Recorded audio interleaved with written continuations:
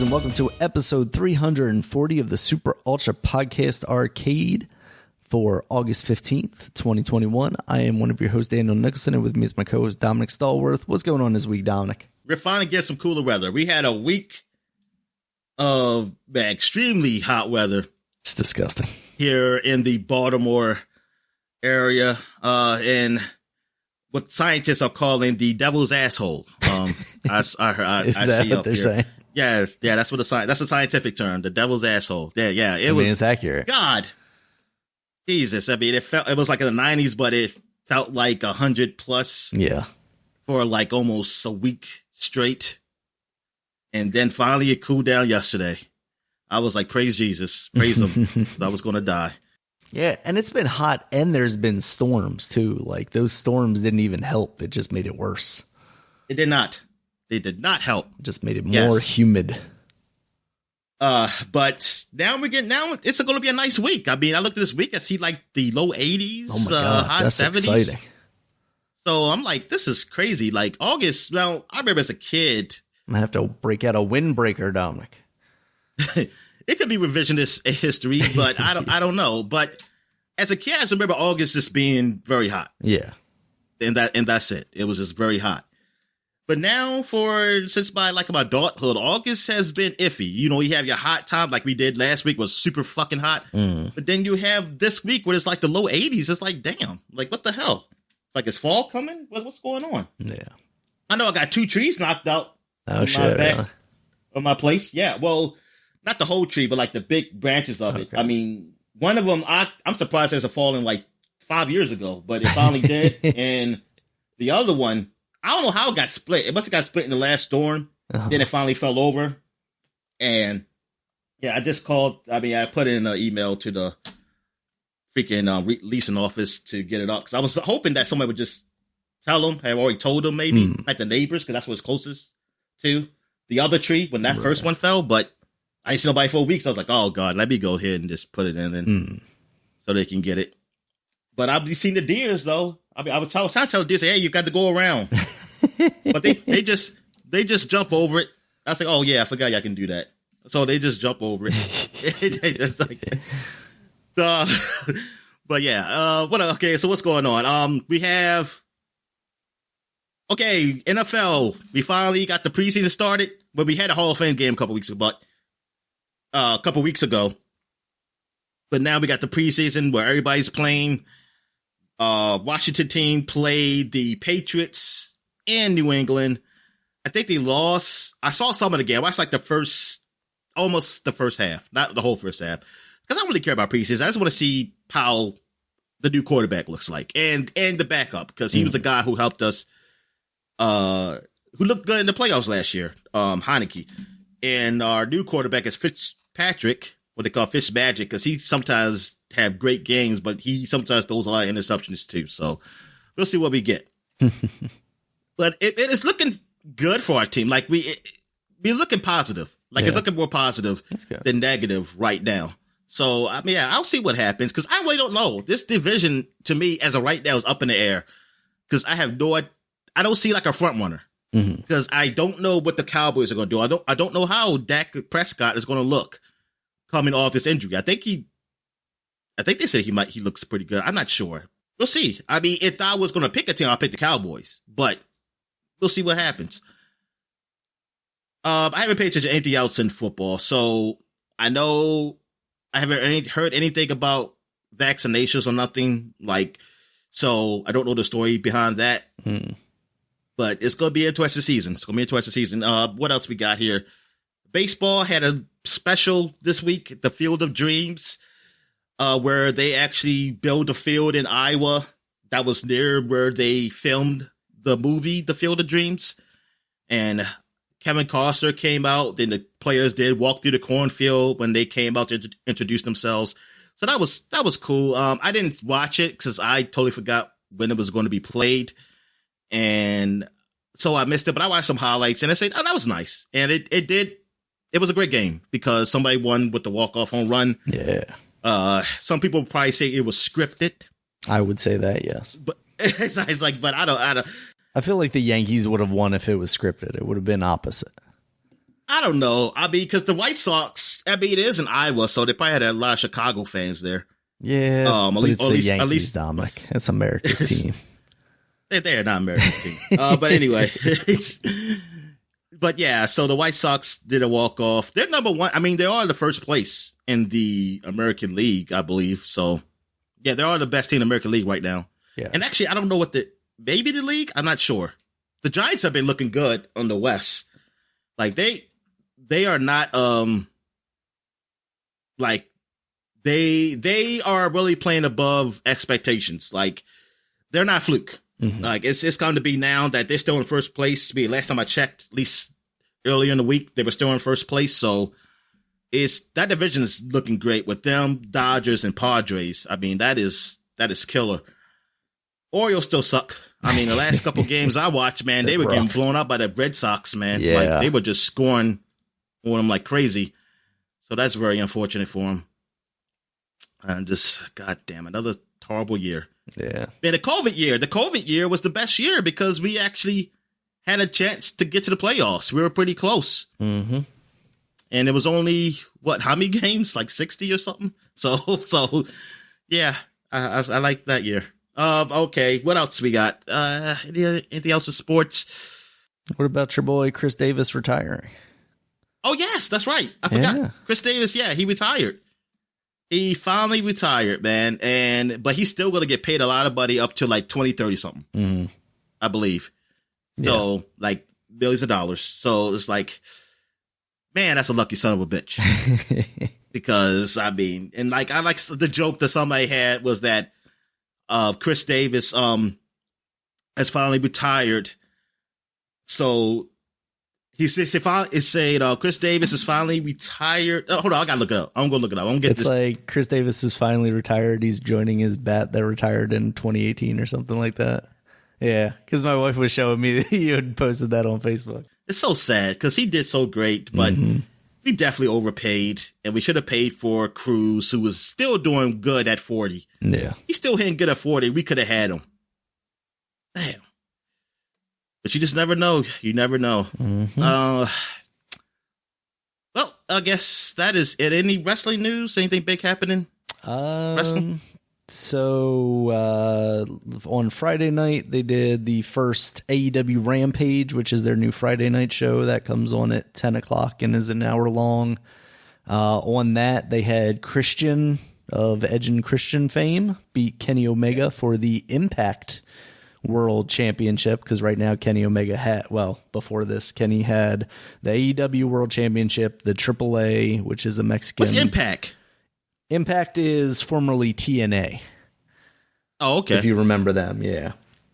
So Kenny actually had two belts because at some point in Impact, one of the guys brought back the TNA belt. So, and then they like combined them, but they didn't actually combine the titles. So Kenny was carrying around 4 belts at one point. But now Christian has 2 of those. Kenny Omega also had a match last night at Triple Mania, Triple A's kind of WrestleMania event. And he actually beat Andrade, so he still has 2 titles. Next week is theoretically going to be the re-emergence of CM Punk on AEW Rampage. So next Friday is seemingly going to be kind of huge. And also, I think I mentioned to you, I think it was all fair, but Ric Flair had been let go from WWE, and he actually showed up with Andrade at AAA last night because he's his future father-in-law. Andrade is going to be marrying Charlotte Flair. They're currently engaged. So that was kind of funny seeing Ric Flair come out with him and doing his whole shtick. He even got in the ring and was like not trading chops. He wasn't taking any chops, but he was chopping Kenny Omega and Conan, if you remember him from WCW. He was out there with Kenny Omega and Ric Flair put him in the figure 4. So that was kind of wild. But that's kind of where we're at. It's getting to be some exciting stuff happening right now. I mean, like I said, CM Punk possibly returning. There's like a 99.9% chance that he's gonna debut on Rampage next week.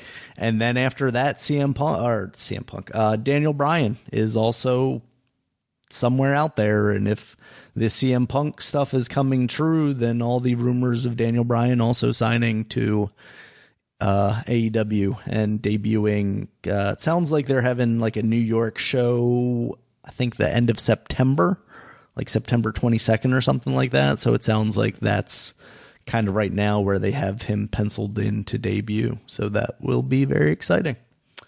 So yeah, pretty good stuff with AEW, at least right now. WWE is still struggling and still just continuing to shed people like fucking sunburnt skin. Disgusting visual there. And now the rumors are basically like the reason they're cutting so many people from NXT is because people in WWE are blaming Triple H for losing to AEW on Wednesday nights, because originally it was both NXT and AEW coming on Wednesday nights, and AEW was constantly getting higher ratings than them. So I wouldn't be surprised if that were actually true. I mean, everybody there seems kind of petty, at least at like an executive level. So I wouldn't be shocked by it, but also it's, wrestling rumors, so take it with a grain of salt. But yeah, there's kind of a lot going on right now. Okay. All right. So, wait, but WWE. So, yes. Like, what's the big thing going on over there? Anything huge? Next week is SummerSlam. So you got Roman Reigns versus John Cena, because he's back right now. And Goldberg's back again. He's going to face Bobby Lashley.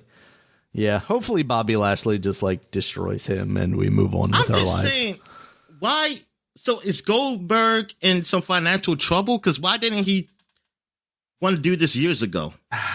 I don't know. It's weird because he seems like a guy that like at times almost resented the fame that he got from wrestling. Like there's this one wrestling podcast that I listen to, Ring Rust Radio, and they had an interview with him for one of the movies that he came out with years and years ago.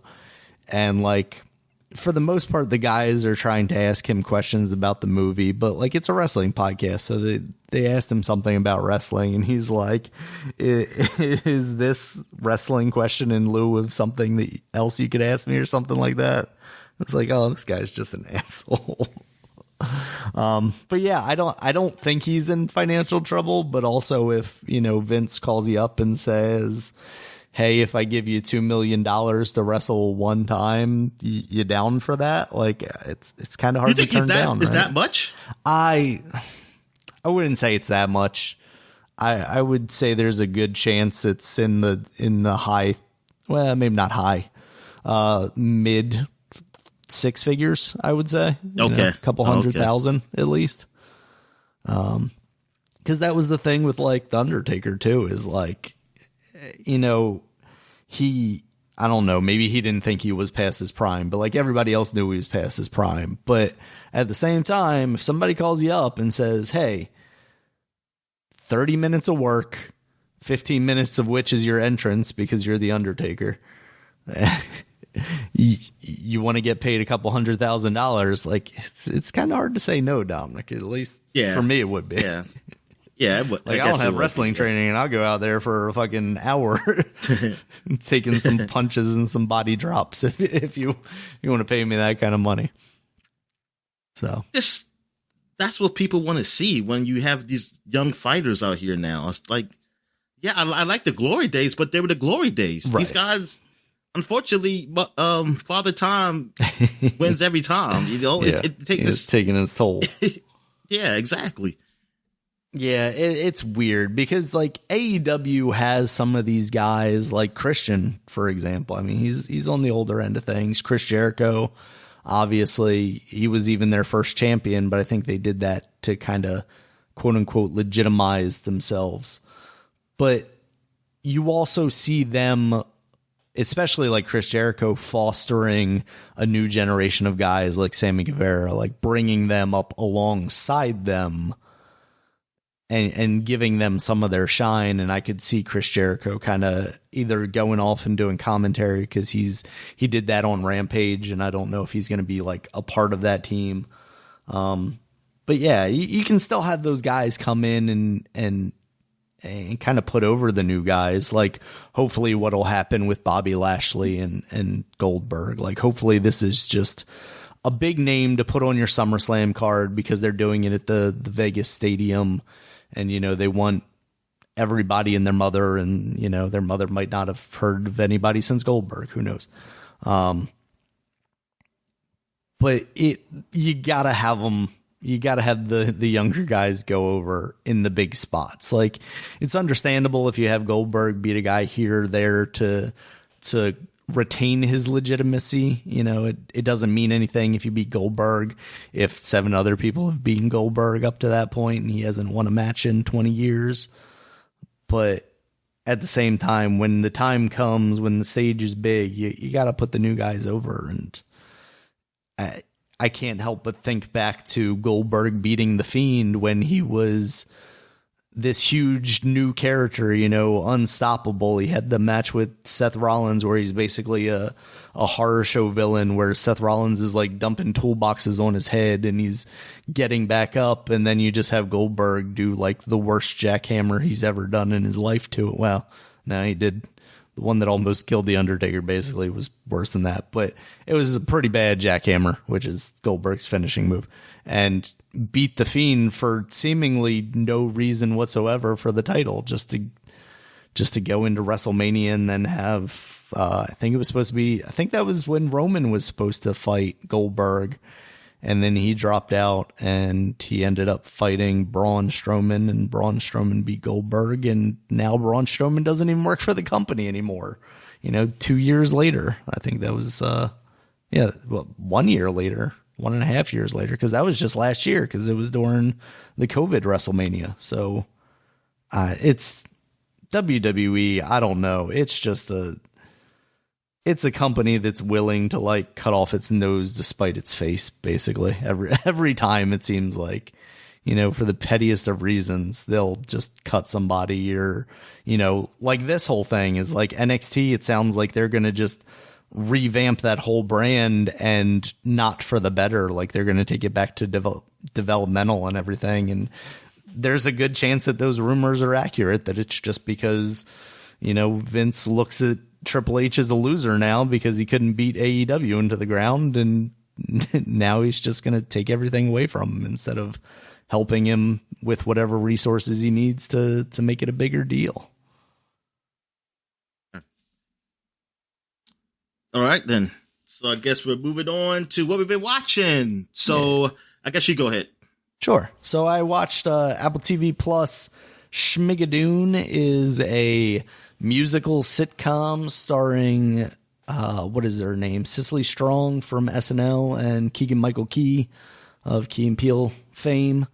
And it's basically like they're in a relationship. They're having a hard time. They go on this like couples retreat, camping type thing, and stumble into this idyllic, I don't know, 19 somethings retro world or town where it's like everything's a small town and everyone sings everything to convey their feelings. And so far it's quite entertaining. I think I am 3 or 4 episodes in so far, and it's a lot of fun. The music is it's not something that I'm necessarily going to like listen to outside of the context of the show, but they're all very catchy songs and fun. And the actual like drama / comedy of them trying to figure out their relationship, because they're like starting to drift apart. They were starting to drift apart before this whole thing happened, and now they found out that the only way for them to leave this town is to find true love. And when they tried to leave, they were unable to, so they're coming to the realization that maybe they're not each other's soulmates. So they're kind of trying to like feel out the people of the town to see who might be their true love, so they can escape back to the real world. And each of them goes about it in their own kind of way. Like Keegan Michael Key was like just there's a bridge that you cross, and if you cross it and you're not escaping, it's basically the town on the other side of the bridge. So you're like just walking out of the town back into the town again. So he was like taking every woman in the village across the bridge just to see if, someone was there. And I don't know how it goes, if it's going to be like, oh, in the end they, figure out that they were each other's true love, or if they do actually end up finding someone, each of them in the town that they like. But it's quite entertaining. I like it a lot. It's really good so far. That's cool. Yeah. All right. So I guess we talk about the big one that came out this week, the new Marvel series, What If? Yeah. So I guess I'll go ahead to talk about how I feel about it. What if? Well, I'll describe the series. What if it's an interpretation of what the multiverse or something? Like if in the first episode it deals with if Captain America wasn't Steve Rogers and it was what is her name? Peggy Hill? Carter. Peggy. Peggy. Yes. Peggy Carter. And so she takes a serum because of some events happened differently than what the events we saw happen. And like he was going to take the virus. I mean, I said the virus, the serum, but there was a secret Hydra agent there that stopped it from happening, and he got knocked out. He got hurt, and she had to get in to take it. And she became she became Captain Peggy. Or Captain Carter. Captain Carter. I thought she was going to call herself Captain Britain. Yeah. She got the British, flag on her or something like that. But nah, she is like Captain Carter. So I was like, okay, that actually rolls off the tongue better. Yeah, it does. So, yeah, and she's the big hero. And which I thought was pretty cool. Well, I'm not doing spoilers, so what the fuck? I'm sorry, spoilers. It was pretty cool how they made it, how he helps is that, because he still got that scrawny body that Stark's father, he made the Iron Man suit, the big one. Yep. It basically and that's what he used. Steve Rogers used, and what they call him in there? Hydra Stomper, I think it was. Yeah, the Hydra Stomper. Yeah. So that was a cool twist to that. And but yeah, the episode was fun. I mean, it was fun. I mean, I liked it. I didn't really dislike it or anything. I really had no problems with it. I understand it's only 30 minutes, so you're going to have to move things a little faster. Yeah, so absolutely. So just to me, like a kid's cartoon, like how they do things. But they're just moving at this particular story a little faster because of the 30-minute window. But within that 30 minutes, it was good. I think it was well done. And the art animation, everything, it was all right. I mean, I liked it. I mean, I was okay with it. It's a little different. It's almost like, I mean, of course it's done with computers, but it has like a drawn feel to it, but also you can tell it's being done like CG stuff at the same time. It's I don't know what it is, but you know when you see it, or you already saw it. Yeah. It has almost like a cell shady feel to it, because it kind of reminds me of a higher budget version of that MTV Spider-Man show that came in like the early 2000s or something like that. Yeah, that was horrible. Yeah, it kind of reminded me of that, and I was kind of iffy about the art style in the trailers, but I think this episode kind of sold me on it. Like, I'm fine with it now. It's not bad. It's not great. Yeah, it doesn't feel cheap. It's not my favorite thing. Yeah, exactly. It doesn't feel cheap. Because like the animation of it like feels good. Yeah, it does, because the fights were really good. Yeah, they wasn't going cheap with like camera movements, like, oh, they did just a one punch move or something like that, and just make it look like, oh, you don't see it, you probably just hear it, and they show it, and I'm okay with it, and I'm curious to see how these other episodes are, so it seems pretty cool. How many episodes is supposed to be? Is it 6 or 9? Let me see. No wonder they didn't go cheap, because they're only doing 6. I thought it was going to do this like 10. Yeah, I want to say I saw 9 somewhere, but I'm not. About 10. Okay, maybe it's 10. It's 10. Oh, okay. Yeah. So that's not too that's bad. Good. Yeah, and they're doing stuff like the Marvel zombie stories and things like that. So that seems pretty cool. Yeah, I'm excited to see if this evolves into like an actual multiversal thing that has any larger bearings on the MCU stuff, or if it's just going to be these fun one-off what if type things. Because I remember the comics as a kid. I wasn't like huge into them, but like every once in a while I would find myself, like, even comics in general, I wasn't huge into collecting, but I would get some from like a yard sale or something. And I remember distinctly there was this one that was like, what if Spider-Man killed the Lizard? And obviously the Lizard is Doc Connors, and then like his son felt a certain type of way and was like siding with this witch. I can't remember her name, but like those kind of stories stick in my head, and I think they would be cool. Like, honestly, the premise of this convinced me enough that like I wouldn't mind seeing if they did like a live action Captain Carter kind of thing. That would be neat. If as like a Disney Plus television show or something like that. I think that would be cool if they started to go like, oh yeah, these multiverses are like a legitimate thing that we're going to continue with, and we're going to continue with some of these stories and expand them into maybe like a live action type thing. I think that'd be cool. Yeah, that sounds cool. But but I wonder, because we might see some other stories that's really great too. You can't do all of them, right? So yeah, I don't know. I mean, if something like appears in a movie, like if some reason, I don't know how these movies are going to go, like they go through a multiverse, like you just see it, like they see this other character and it's like, oh yeah, that's from the What If, something like that. That would be pretty cool to see. Yeah. And it seems like even as soon as like Doctor Strange in the Multiverse of Madness, you could get cameos and stuff like that, right? That would be cool. Yeah. All right. So I guess that's it for what we've been watching. So we got what we've been playing. So what you got, man? So I picked up Axiom Verge 2. We'll talk about it a little bit later, later. That it was part of the Nintendo Nindies kind of indie announcement thing. They've been talking kind of around the release date for this game for a while now, and they were just like, yo, it's dropping today.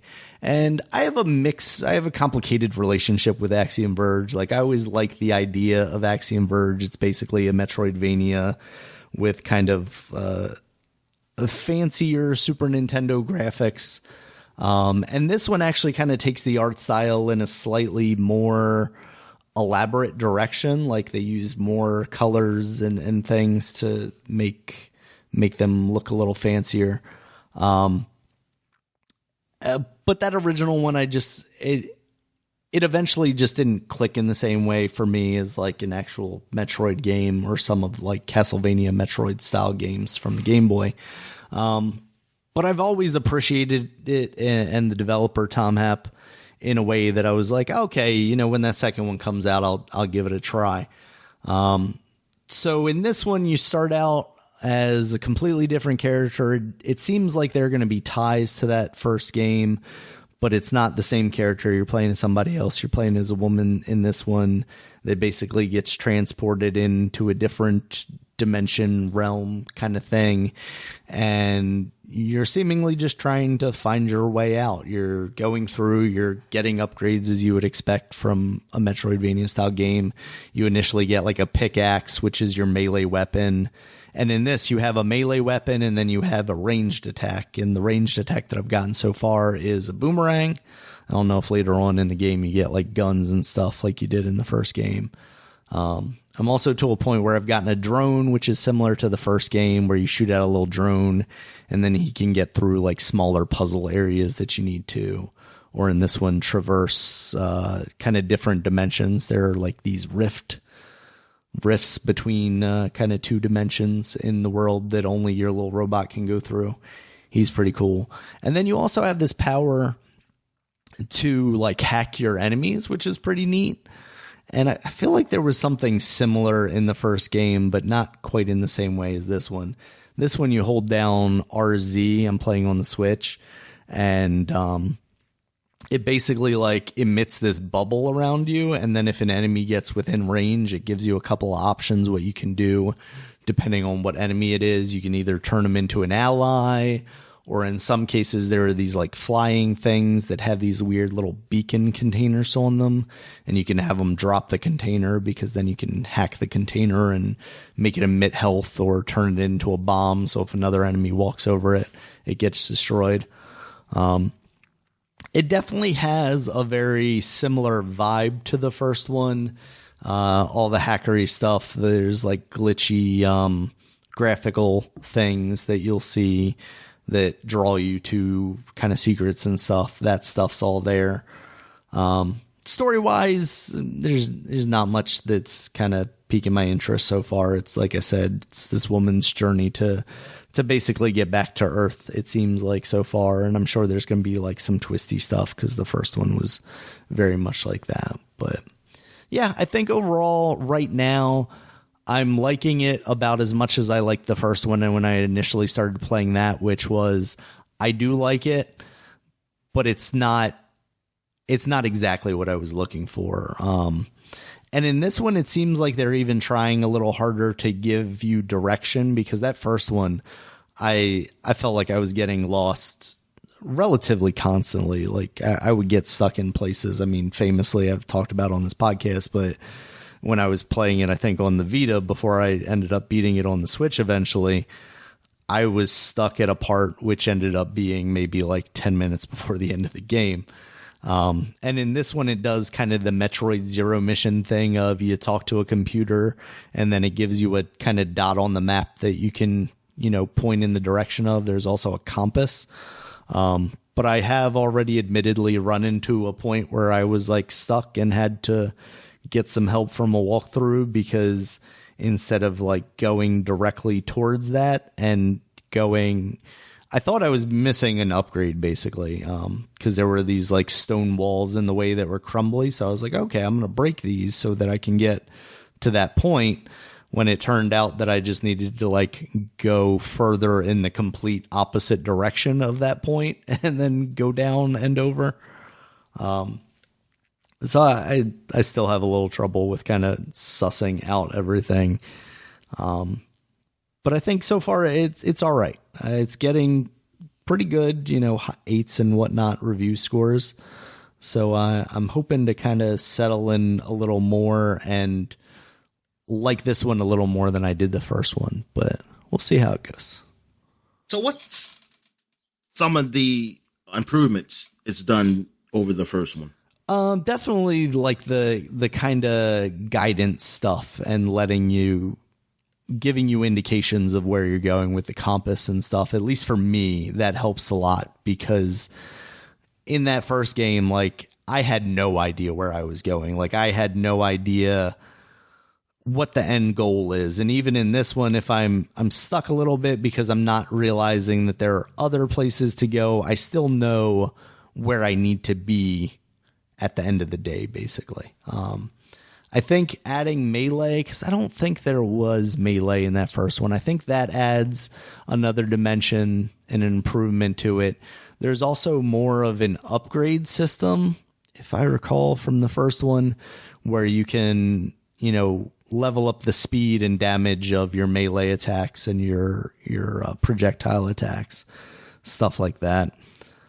Graphically, I think it's an improvement over it. It's just a little prettier as far as using more colors and whatnot to shade things out a little more instead of them being kind of harsh pixel arty stuff. As far as like the enemies, and I've only seen really one boss so far, but their designs are maybe feeling a little too much like the first game for my liking. And as far as like the way my weapons interact with them, they don't feel powerful enough. And I think that was kind of my problem with the first one by the end of the game, was that it didn't feel like my weapons were getting more powerful. So we'll see if that changes at all in this one. But I think overall it's a tighter experience than that first one. There's definitely marked improvements in things like feel. Even it just feels a little more solid there. All right, so I guess I'll talk about my games. Yeah, what have you been playing this week? All right, so I want to talk about the new games I played. The first one is Windjammers 2 beta. Oh, okay, cool. Is out there. I don't know when's the game supposed to release. Can you look that up for me? Sure.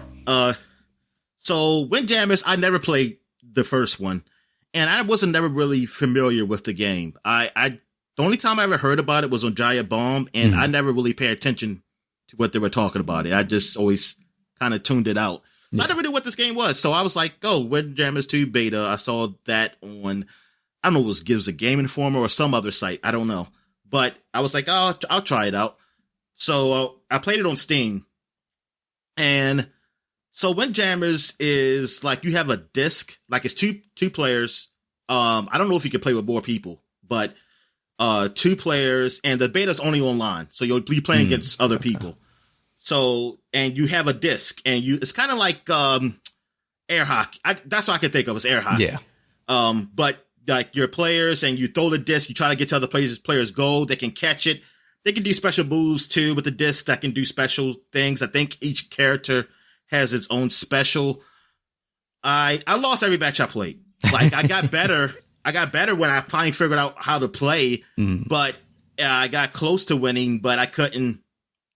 The thing is, like, if you let the guy get a goal, I think without no interference, so just like you didn't try to block it or nothing, I think that's like an easy 5 points if they just get it, like throw it in. So that's what he did. He got all his points like that. So you have to get 15. Whoever gets 15 first or over 15 first wins. And even though I was at 14, I got to 14, but he was at 10. And then he got it past me, and he got the 5 points for 15. I was like, oh my God, I was so pissed. But I mean, it's fun. I wish the tutorial was better because they don't have a tutorial in the beta. They have it. They show you how to play, but they don't have it where you can actually practice to play. So I'm just figuring out how to do everything while I'm playing these other guys. So I was playing around trying to do like how to do the power ups, how to actually use them. So it was kind of, I got a little hang with it. Well, at least with one character, but I don't know. Probably when the full game comes out, I can learn it if I get it. I'm not sure. I'm just hoping maybe Game Pass might get it so I can play it for free. Definitely. But I mean, it was fun. I mean, I like it. It's a fun game. It's something cool to quick pick up and play, and it's not long. Yeah. These matches don't go long. There's only 50, go up to 15. And like I said, you get the 5 point ones. That's the highest you could get, I believe. And then you got the ones like 3 points. I think it's like usually the norm. Yeah. And then you could get 1 point it's almost like volleyball. Like if they don't catch it and it falls, that you can do like a drop disc or something like that. Like you drop it, and if it falls on their side, it's a point for you. You only get a point though. So, that is not a lot, but hey, that helps out. Like I wish I would have done that because I probably would have won the game. But yeah, it's a cool pick up and play multiplayer game. So I see why people like the first one. Yeah, and it looks great. Oh, yeah, I think it looks pretty good. Like it has that anime type of cartoonish look to it. So yeah, and it looks kind of reminds me of like how DBZ is or Guilty Gear is, that kind of look. Yeah, the animation looks great in that. It's a fun game. I don't know how much it costs. I don't know that it's got a price yet because it's right now on Steam. It just says coming soon, so it doesn't even have an official release date. It looks like yet. Oh, okay. So I don't know how long the beta was. I don't know if it was just for the weekend. I just played it on Thursday or something. It was the same day as the Back for Blood open beta. Oh, okay, yeah, started. So Thursday, I think. Yeah.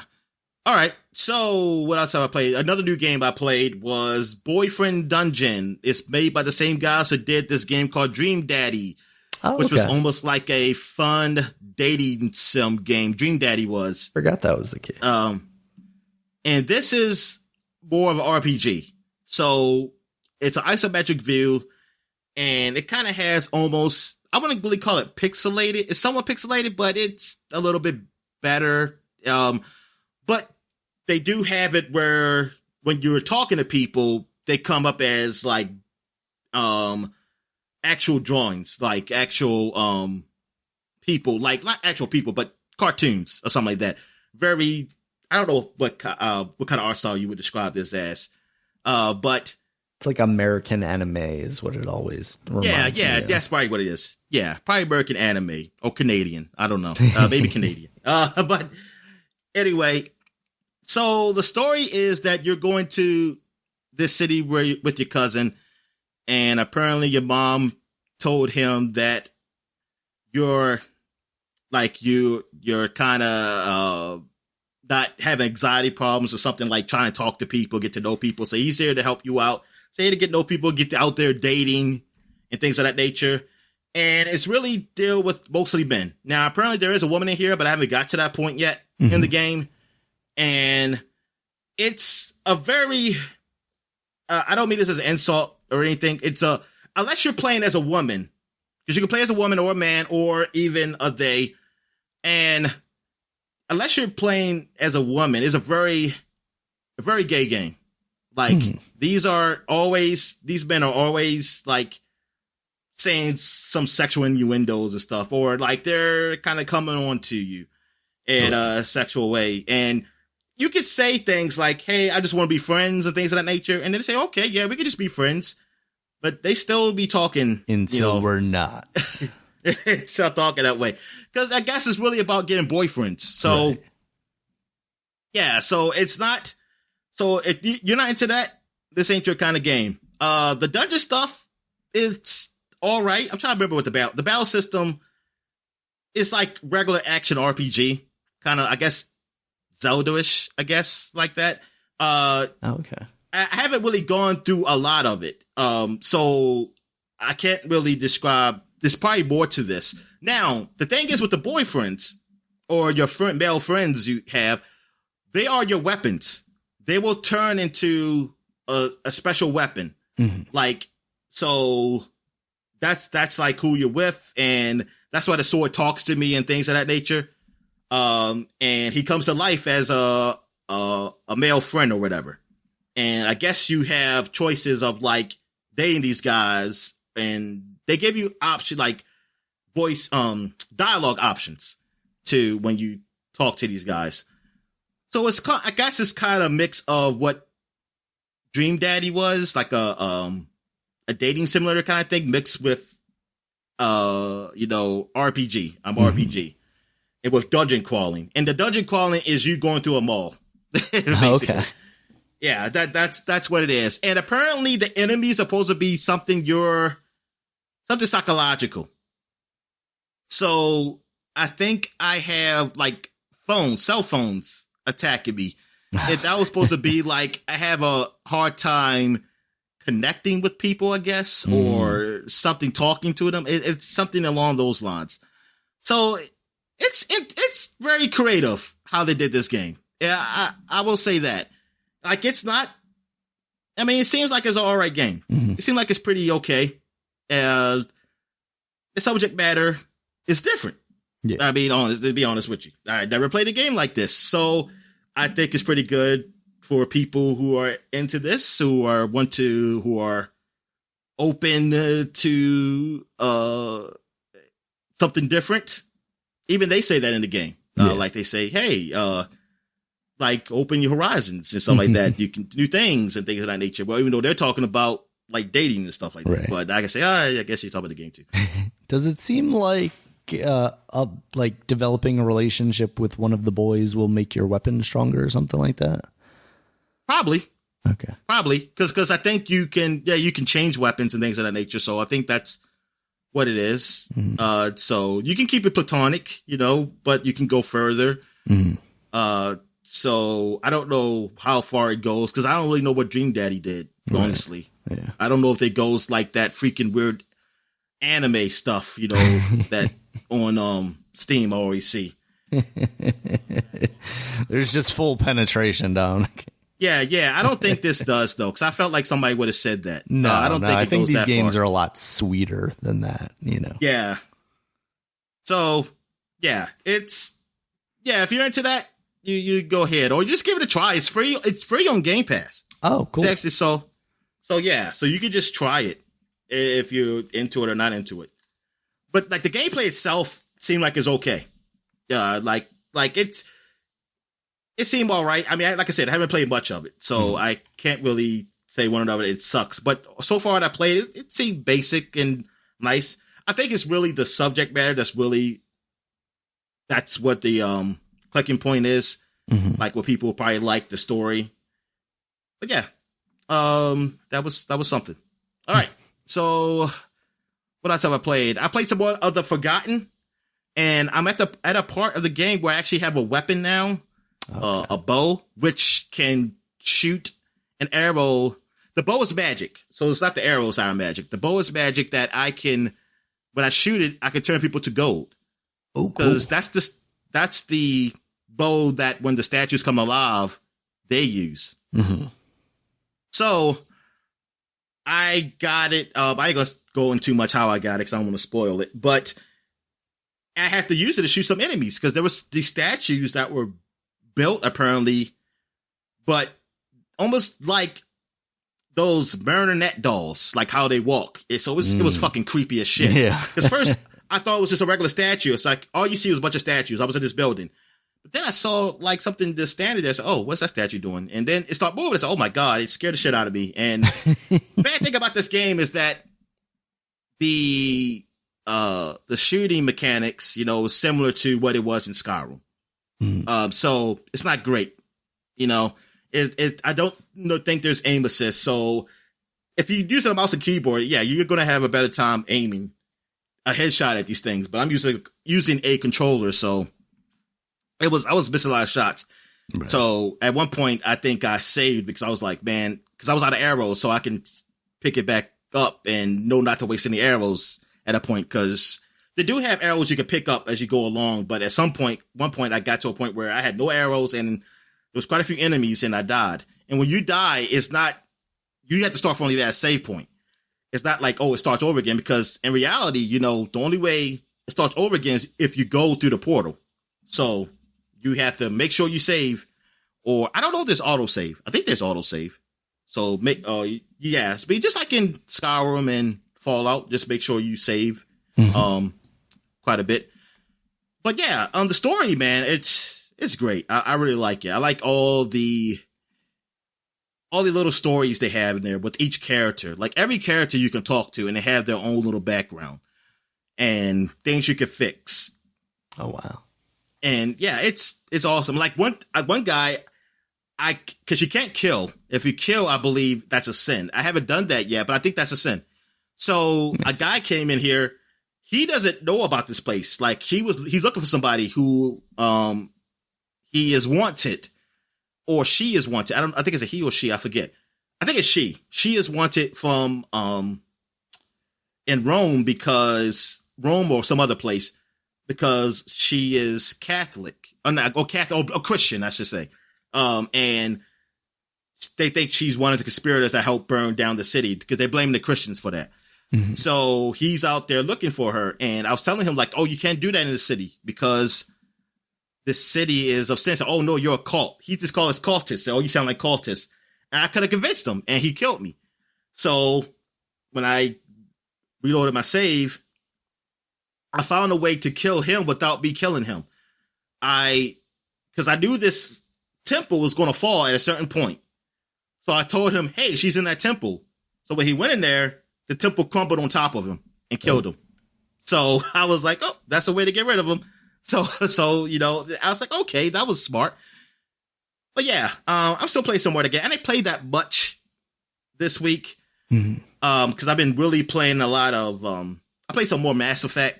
So I was playing that, and I was playing Back 4 Blood too. A lot of Back 4 Blood. So I got to talk about that because now it's the open beta. Because I played the closed beta. Now I'm playing the open beta. I played that with my friend through crossplay. Like I was on Steam and he was on his Xbox, so cool. That was cool. Yeah. So yeah, we played a lot of it. We got to a point. We did finish one act or chapter. I don't know how it is. I think it's acts are the overall in the chapters. There's chapters in each act. And we finished one chapter where he had escaped the boat, but he didn't make it off because he had to go. No. He set the bomb, but I don't feel like it really gives you enough time. And like we got off, but two of us got off, and him and this other guy, they couldn't get off in time. Unfortunately, but it was fun playing. Like I'm getting used to the weapons. Like the weapons I'm getting, the weapons, the use of the weapons are great. Like the weapons, like the shooting is great. I'm getting used to like picking up different weapons now and everything. So that's not as bad as the card system. The card system I still don't really care for. I'm getting a lot more used to it now.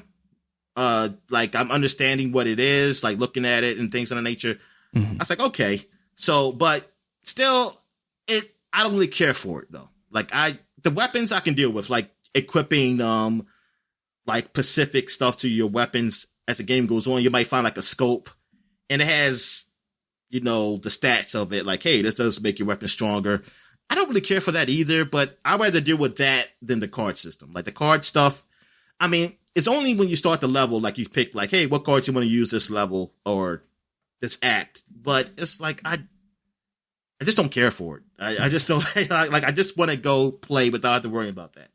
Without having to decide, like, make a decision, like, oh, should I get this card? Would this be better? I don't want to make too many decisions in the game. Right. What's the decision I want to make is like, hey, I'll use this weapon, and bam, I'm shooting.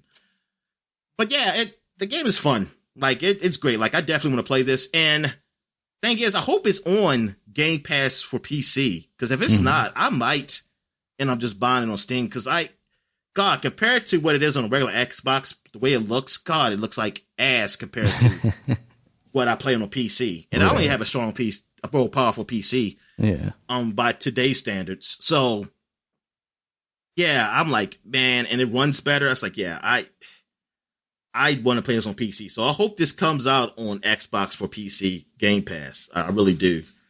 Because it would suck. Like, I have the game, but I just can't play it the best way possible. That way you can spend all that money you would have spent on buying the game on those in-game cards. Yeah. I don't know how. Now I'm thinking, like, how would that even work if they even do that? Because the card packs, I guess they don't disappear, really. You keep them. So, yeah, I guess you could buy them. And I was talking to a guy at work, and he was basically expressing that concern. It's like, the game's a lot of fun, but it feels like there are a lot of systems in place for them to potentially monetize it. And also, you and I both know that Warner Brothers has a poor history of that exact thing. So yeah. So we'll see. But Back 4 Blood is a great game. I think it comes out October sometime. That sounds right. Exactly. Yeah, but I believe it's October. Because it got pushed back. It was September one time, wasn't it? Or August? Or late August? It was one of those. Yeah, I think it was earlier. Yeah, and now it's October 12th. Yeah. Okay, what was the other game that was similar to that's coming out? Well, there's the Aliens one that's similar, but that's kind of different also because it's like a third-person thing. There's also, the Alien one, that's coming out this year, or that got pushed back to next year? What did happen with that? We just talked about that. It was pushed back, I swear, but I know the Rainbow Six was. The Rainbow Six was pushed back to next year, right? Another one. Yeah. So what about the Alien one? Because that's what I was thinking about. It's like, on Steam is currently showing August 24th. Okay, I'll check that game out. I want to see. They don't have a beta, like an open beta, no time soon. Doesn't seem like it. They had a closed beta, but I never heard them have an open beta. That sucks. But yeah, if it turns out good, I might get that. Shucks, because I kind of want to get my hands on it. Yeah, and that one is $39 also. I need to find out first if the Back 4 Blood is coming to PC, Xbox Game Pass. All right, so what else have I played? I played some more Ace Attorney. I am on the last case of the first game. And yeah, the game it's Ace Attorney game, but it's fun. I like the whole deduction thing with the Herlock Holmes. Yeah. God, that is so stupid. And I like also being in the court, like with the jury, trying to convince them, like, hey, don't go guilty. But man, that jury system's all fucked up because one of the jurors was actually turned out to be a suspect. Because I was like, hey, you were acting near the crime. So I was like, you can't have a juror that's actually near the scene of the crime. Like, how the hell that worked out? And then I had to bring them on the stand. So it was like, what the hell? But you know what? This is the first cases I had where actually it wasn't a murder. It was just somebody getting hurt. Right. They were in a coma, but they're going to be okay. I was like, oh, wow, nobody actually died. I'm so used to people dying in this game that I was like, oh, I finally got a case where nobody dies. That's what I've been waiting for. I was like, can I get something that's like an assault maybe or something? Yeah. And this one was kind of like that, but it was actually a mistake, it turns out to be. But it was funny how that mistake came to be. But yeah, I like the animation. The animations of the game is pretty good. They do have some voice acting only in cutscenes, so it's not much. Oh, okay. I really wish there was a little bit more voice acting. Yeah, actually. But yeah, the game is all right. It's a pretty all right game. I'm trying to think anything else special, anything different about this game. Oh yeah, I said with the jury system, I said it was like a pendulum, not a pendulum. I meant a scale. It was like the 2-sided scale thing, okay, the weight scale. Yeah. So sense. Like what one side is guilty, one side is innocent. So I think that's what I was imagining when you were describing it. What else? Anything else about this game or anything else I played? Nah, I think that's it. So I guess we could take a quick break. And when we get back, we get to the flashback segment. All right. And we're back. Now we're flashbacking to 2011. So this week in 2011, or actually the last couple of weeks, I checked it out. Ain't much. It's not much it really came. Oh, yeah. Only big game I see that's worth mentioning is Strong Bad's Cool Game for Attractive People. Episode 1 came out. This is one of those Telltale games. Now, Strong Bad, where is he from? The internet. He was basically, I don't know if he was a Newgrounds thing or where, but yeah, he was like an internet flash cartoon that became famous. So yeah, because I wasn't really familiar with him. I felt like I seen him, but I just didn't know where. I didn't know it was like a cartoon, and I just didn't know. But yeah, you said the internet, so okay.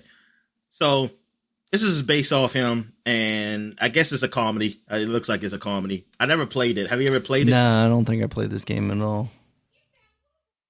Yeah. I never touched it. I always seen it, because I seen it on the Wii. I was always thought about getting it, because I did like adventure games, but I didn't touch these games until Sam & Max came on the Wii. That was when I really touched a Telltale game. All right, so that's it, man, for 2011. So now we're going back 20 years to 2001. This week in 2001, we got Army Men Advance. The first Army Men on the Game Boy Advance came out. And was this a great game? It was an Army Man game, so no. Okay. Also, World Series Baseball 2K2 came out for the Dreamcast. This is late.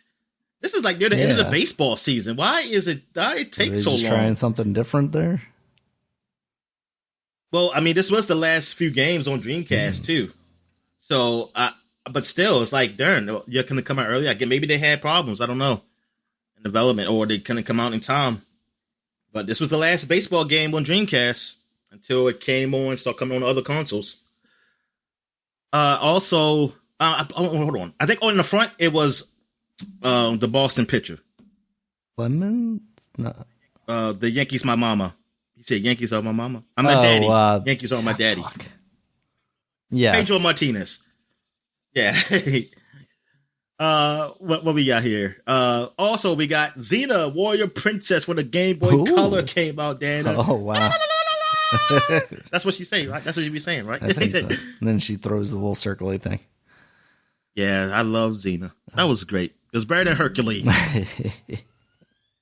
It was, though. I think it actually was more popular. I was going to say, I think it was more popular, too, yeah. Yeah. But it never happened. It never happened, the lesbian kiss. Not outside of my fanfics, Dominic. All right. So that was it for 2001. I got one for 25 years ago, this great game came out, Daniel. Harvest Moon. Oh, okay. For the Super Nintendo. Yeah. Came out. This is the first Harvest Moon game.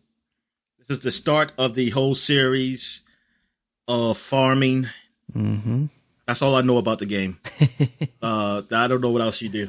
What else you do in this game, Daniel? I think it was mostly farming at the beginning. I think that was like the first games didn't even have like relationship stuff and whatnot that you'll see in like a Stardew Valley and nowadays. Oh, wait a minute. The later games have relationship stuff? Yeah, I think they finally added that stuff later.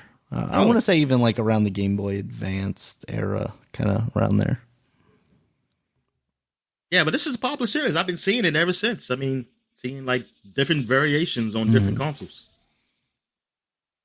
All right, and I had one for 40 years ago, Daniel. Oof. Finally something that's older than us, Dominic. Exactly. Guess what came out 40 years ago? This is not a game. But it is the game changer of just the PC. It did include a game though, apparently. What's that? It did. This PC DOS. DOS. Is that what we're considering a game? Version 1.0. Wow. Was released, Daniel. DOS operating system was released before Microsoft stole it from IBM. This is by IBM. It included a game. I don't know what game it included, though. Oh, okay. Duke Nukem. But yes, this was the game changer in the PC world. I mean, it really is crazy to think that even like us at the ages that we are, not being as old as DOS, but like we used to have to boot into DOS to play the games that we wanted to play on the PC because they didn't just run natively in Windows. Exactly. Wild. And I used to, I always forget what my dad typed in. He tell me what he typed in. Then when he's at work and I'm trying to play a game, I'm like, oh man, what's the C drive? What I'm supposed to do? I was like, there's be like an error saying like, oh, you put the wrong thing. This file directory does not exist. Like, no. Yeah. He tell him to call him. Say he call him so I can say I ain't gonna bother him at work about you calling about the game. But write it down next time. But yeah, man, they actually put that on the site. You go to the Moby Games. Mm-hmm. I was like, oh, nice. Well, that's cool. Also, another thing happened. I think this was 20 years ago. Let me see. I think I still got the Moby Games open. That Dynamics was closed by Sierra. They were part of Sierra. Then Dynamics, I know because they made one of my favorite games as a kid, Really Beamish. They were they made a lot of other games too, but Really Beamish is the big one I know about. I know of that they made, and that game was great at the time. At the time, graphically, like I thought I was playing a cartoon. I was like, man, this game is a cartoon. It came on Sega Saturn. I remember that's what I always saw. It was not Sega Saturn. I saw Sega CD had it. And I was like, oh man, I wish I had this game. Then I didn't know it was on PC. I didn't know it came on PC. And then my dad had got it for me. Like, because he had mailed it. He was on business traveling and he had mailed these games. It was like Seventh Guest. This is when we first got CD-ROM. We first got CD-ROM and he mailed these games in. And yeah, Seventh Guest, Really Beamish, and Arthur's Treat Your Trouble. So cool. The author of the book. Yeah, and so I had to wait till you got home because I didn't know how to freaking install the damn thing, CD-ROM. I didn't know what the hell it was, man. I was like, CD-ROM, they play games? I thought it was just for music. And I was like, so I didn't, but when he put it in, I was like, oh my God, this game looks incredible. Like I thought it was playing a cartoon. Like Really Beamish was awesome. It was a great game. The Toy Story graphics of its day. Yeah. Hey, Teach Trouble, that was cool too. It was just like you reading the book and then you could just click on anything and funny shit start happening in the background. You know, that's what that was. I hated Mr. Ratburn. That was before he was gay. Okay. So it wasn't a hate crime. No. Now he's gay. And now you love him. I know now people that are up in arms with that. How dare you do that? I said, come on, man. You kind of thought he was gay. Come on. And look at We it. all had suspicion. Look at it. Good. And he had wear those nice suits, man. He does. He did have very nice suits. He knew how to dress. Like if this is gonna make a gay character, I think that he fits perfectly. All right. So what else we got here? And I think that's it. That's it for the flashback segment. A very short one. Yeah. So I guess we'll take a quick break, and when we get back, we get to the gaming news. All right. And we're back. So let's get to the gaming news. So what we got, Dan? All right, Dominic, we're going to kick this off with the biggest gaming news of the week. Sonic 2 has its Knuckles, and it's Idris Elba. I guess that's cool. I mean, that first movie was cute. I had no problems with it, and adding Idris Elba to the cast, I think, it is only positive for that second movie. So we got Tails, we got Knuckles. What do you think, Dominic? Do we need Biggs the cat? Who's talking for Tails? Who's talking for Tails? I don't know if I that's don't, been because I announced or don't not. really know him. Yeah, I don't know Biggs the cat. That's the new people, the people in their 20s. Yeah. Fuck. Also the what's the Stay other one? with the Amy, Sega Genesis. Amy the I think Hedgehog. it was nope. Stay with Sega Genesis. Let's see. Do we have? I am not seeing anyone as far as Tails just yet. So what, is Knuckles gonna sound like a black Brit, or he gonna have like a? I was gonna do his American black. He's probably gonna do his American accent. I would It was imagine. Japanese black. Why don't he do that? Ooh, I don't know. Go what that study sounds with like. the basketball player from the Wizards. Ask him how you talk Japanese black. Yeah, that is interesting. Is he gonna have a British accent? That would actually be pretty funny. I don't think I ever imagined Knuckles with a British accent, but he is. No, I did not. He's an echidna from a different place, Dominic. So maybe he does. I think the funniest reply to this was Jackie from like Sister fame and whatnot, and apartment 3B. Is that what it was? She was like, I'll show 227 or something. Yeah, something like that. I'll show Idris Elba how to make Knuckles disappear or something like that. It's very feisty on Twitter, apparently. Anyway, Dominic. So you mentioned I don't earlier, get it. I don't get that joke. It's a fingering joke, Dominic, Yeah, but why? She said that? because he's playing Knuckles and she wants his Knuckles to disappear into her. I mean, officially, it's her. She said that. Wow, she is. Whoa. She's thirsty on Twitter, Dominic. Thirsty on Twitter. I feel like that was always kind of her character. So, she's just playing up to the character. That's all. Yeah. All right, Dominic, you mentioned it earlier. The Field of Dreams game happened this past week, but with that, they are also adding that stadium to MLB The Show 21 in a free update. So if you want to play out your Field of Dreams there, you can create your Kevin Costner alike in the character creator and then go play there. That's pretty cool. It's always nice when you get free updates. Oh yeah, for yeah. games. I might try to do that, like, just to see how it looks. But I'm looking up the echidna right now, the real animal. Yes. And they lay eggs too, like the platypus. Do they? I They're don't think I freaks. ever knew that. They're freak mammals. I never knew that. That is, I hope there's a thing in Sonic 2 where Knuckles is laying an egg. Laid egg, okay. Because you know what? Not only did we not know that echidnas laid eggs, but we also didn't know that Knuckles was a woman. So, Is that a real kid? This kitten looks huge. A big fat. how big do they get? I mean, I don't think it's a different one. It says an extra large Tasmania echidna See, that's from probably Australia.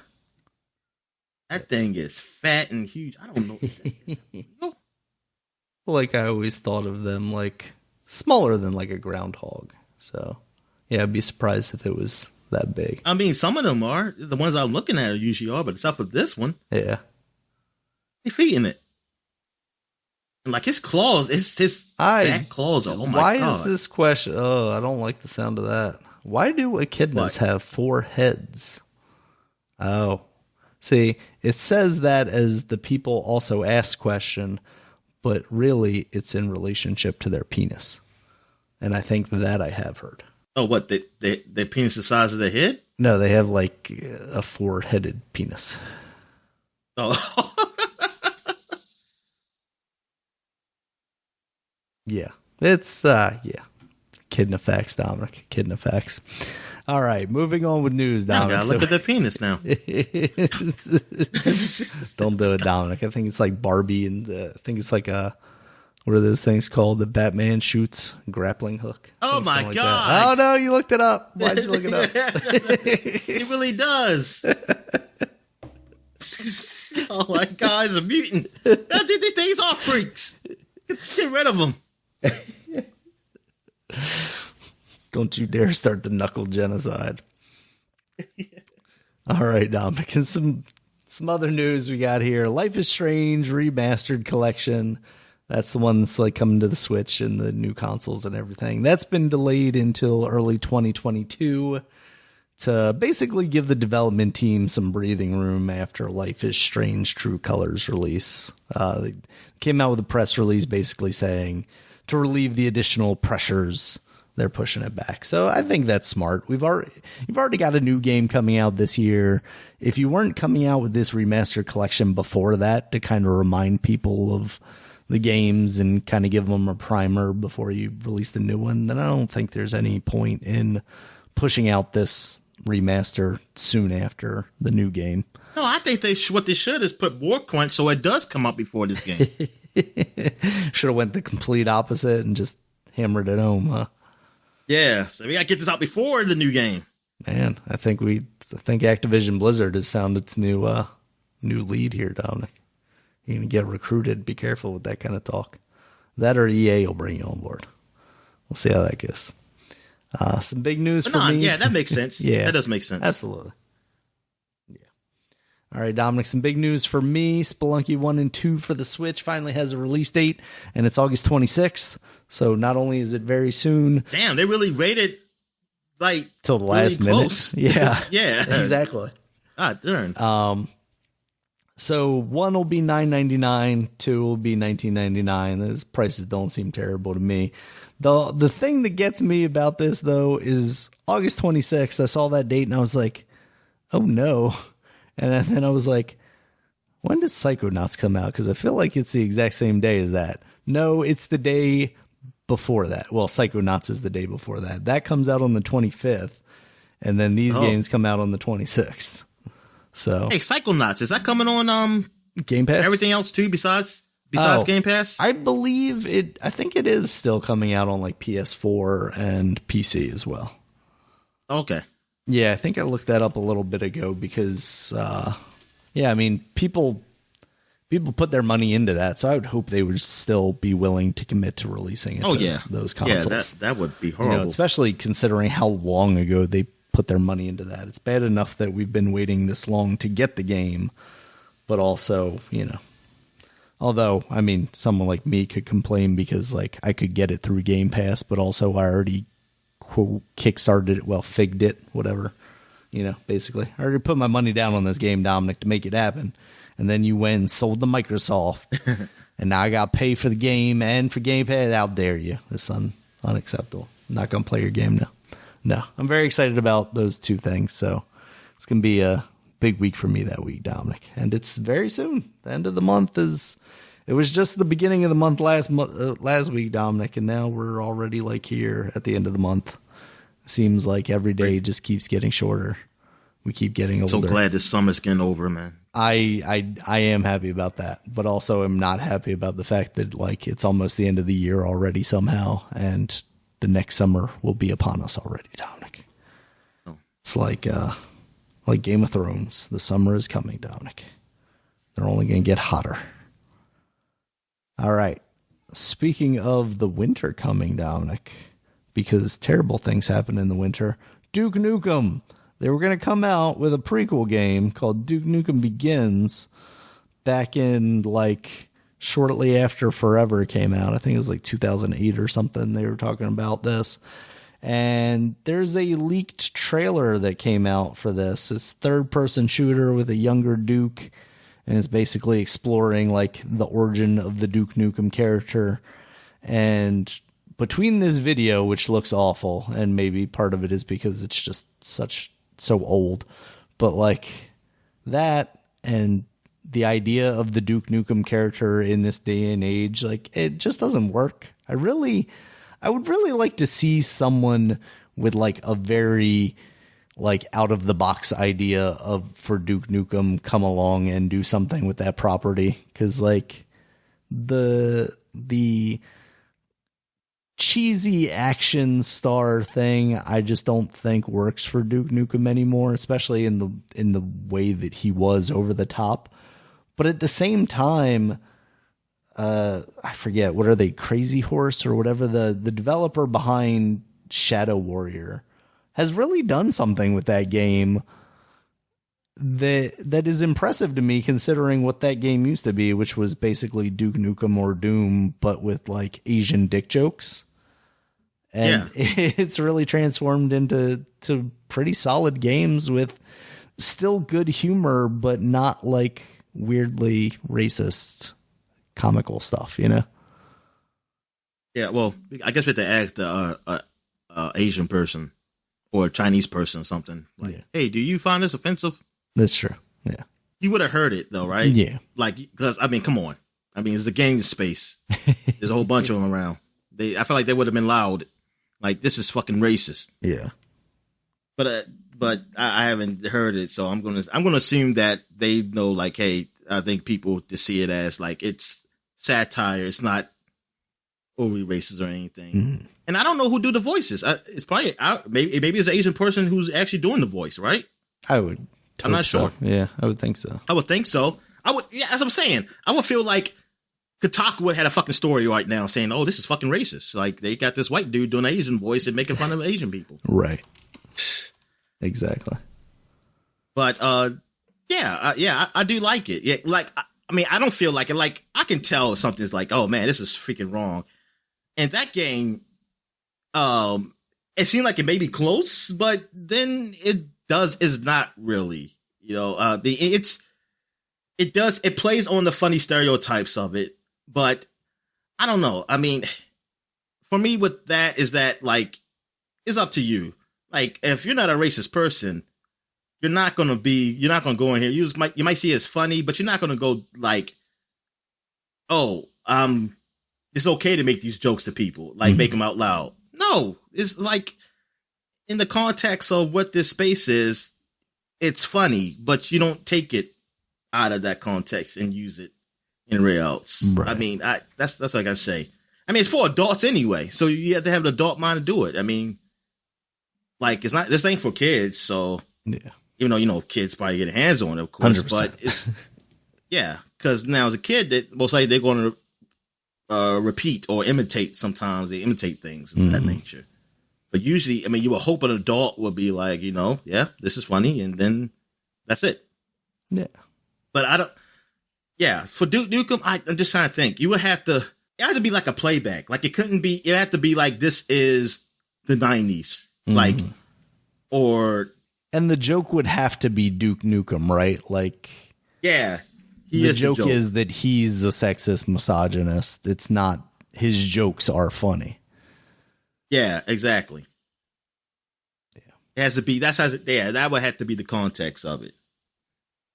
Yeah, it would have to be like, look, this old man doesn't know that he's being a sexist. All right, senile old grandpa, let's kill some aliens and respect women now. All right, Dominic, so that game got canceled. I don't know if we'll ever see a Duke Nukem game in the too close future. I won't, but I don't think it's a big deal that we don't either. No. I have certain feelings about that game because of like where it was in my life, Duke 3D specifically. And it's because I was a child and I thought those jokes were funny at the time, because I was immature and whatnot. And I don't think it was never a huge game series. Like, honestly, a lot of times when I talked about that game, I was surprised that people actually knew what I was talking about. It wasn't Doom. So. Yeah, the fact that we may have lost the Duke Nukem series is not not a particularly big blow. It just said, it's just that it should have came out a long time ago. Yeah. Unfortunately, it kept getting pushed back to a time where now it's just dated. Exactly. All right, Dominic, and some other news. We got a Pokemon Direct coming up this Wednesday on August 18th. They're going to show off that new one coming next year, the full 3D realized one, and I'm sure they'll also show off the Diamond and Pearl remaster, remake, remaster, whatever you want to call it. I really want to know, so the Diamond and Pearl, is it going to be better than the Hey You Pikachu? Not Hey You Pikachu, I mean the Pikachu and Evo, whatever the hell the thing is. Let's Go Pikachu and Eevee, yeah. I mean, I say Hey You. I just say Hey You Pikachu. That's what I said. As far as like gameplay, I think we'll see the more traditional gameplay of like fighting wild Pokemon and stuff like that instead of just trying to capture them that you saw in that original game. But I mean, as far as other things, it almost feels kind of like a step backwards. Like maybe I'm misremembering, but I almost feel like Hey You Pikachu, or Let's Go Pikachu actually looks better than these games. Yeah, it did look better. It's just that you weren't doing random battles. Yeah. You had that's what it sucked. It wasn't like a full Pokemon game. Like, they didn't go all the way. They cut some things out. Yeah, because I'm looking at the screenshots now. Like, I like the look and the vibe of that game better than I do this new, like, kind of chibi style of the Pearl and Diamond. Yeah, especially that's just gonna be like $60. Oh, 100%. It's gonna be $60. Yeah. Oh my God, that's just gonna be $60 looking like that. Goodness gracious. Yeah, and it's silly too, because like, one, you've already made that game, so you could theoretically just use that same engine. And it's really just like the overworld stuff that looks like that. Like, you go into the battles and they still have normal human proportions. So why not just use the normal human proportions in the overworld? Like, I don't think stylistically, I don't know, maybe they're just going for something closer to those original games, but like, why? You don't need to do that. Yeah, exactly. We got the original games. Like, if you're going to spend the time to do it right. It's like somebody said, honestly, I prefer the original pixel art style. It's like, it's like, if you're going to be like this, I'd rather have it pixelated. Yeah. And then I'm not going to buy it. I mean, I'm not going to buy it, but I'm just saying, I'd rather for you to go like full blown something new. Mm-hmm. Yeah. It's just, I don't know, generic in a way that, even more so than the Let's Go series, because at least those just remind you of the cartoon, right? Yeah, look, this is the whole budget went into the water effect. I gotta see what the water looks like. I was gonna say, does water look that good? Does it have reflections? Does it have ray tracing and whatnot? Maybe. Yes, the water looks good. Okay. God damn it, Dominic. The water actually looks pretty good. That's the only thing I can say about this game. Looks good in a way that doesn't fit the rest of the world either, too. That's what I'm saying. It really don't. It's like, this don't belong here. That's too funny. Yeah. Nintendo. I don't know. Maybe we shouldn't blame Nintendo. Maybe it's the Pokemon Company or something. But whoever decided on all this is slacking a little bit, I think, Dominic. All right. Speaking of slacking, Dominic. Oh, so never mind. That's fine. That transition didn't work anyway. But speaking of Nintendo, maybe not slacking this time, they had a Indie World Direct earlier this week and showed off a ton of games, a lot of which are actually out now, which was kind of cool because they weren't things that we expected to be out now. Things like Axiom Verge and Boyfriend Dungeon that we mentioned earlier. Just to go down this list kind of quickly, we got Bomb Rush Cyberfunk, which is coming out in 2022. And this looks like basically the spiritual successor to like a Jet Grind Radio or a Jet Set Radio. Visually looks cool. I just hope, I always looked at those games and was like, very enthralled by them. And then when I finally played them when that came out for like Xbox Live, I thought it was kind of terrible, like gameplay wise. I just hope this is less so that. What was your experience with that series back in the day? Nothing. Just looking at it. Never played it.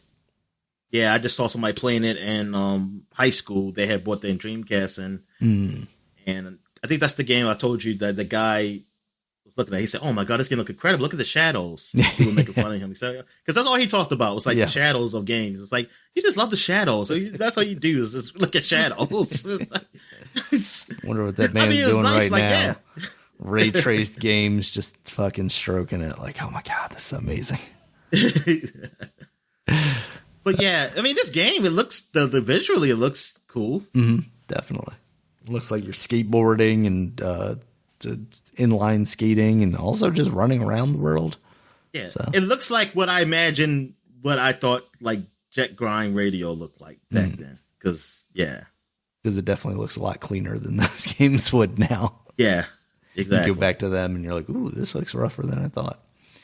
All right, after that was... I probably wouldn't read the words on the walls. I couldn't read the words on the walls in the older games. All right, after that was Toem, a photo adventure.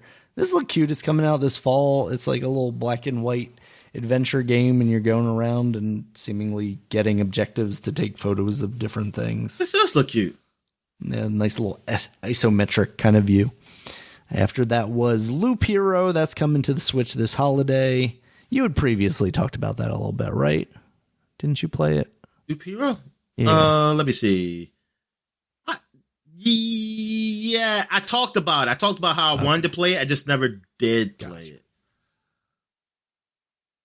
Yeah, so that's. I just thought because everybody was playing it, and I was like, oh, I want to play it, but I was like, I'll play it after I beat this game, and I just remembered it when you just mentioned it right now. Well, eventually it'll be coming to the Switch, Dominic.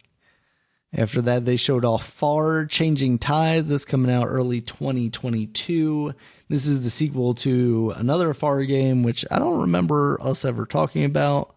And also, like, you're going along on this boat thing, but I don't know what the actual gameplay of it is, because there was just a lot of you sailing around in this boat, and it didn't... And going underwater. Yeah, and it's like side-scrolly thing, so it's not like you're doing this whole like big adventure thing. Kind of inside the kind of look of it, you know? Yeah, it does have that kind of vibe to it. I mean, not like totally like creepy or anything, but just that side-scrolly and a nice little darker with like flat look. shaded stuff. Yeah, absolutely.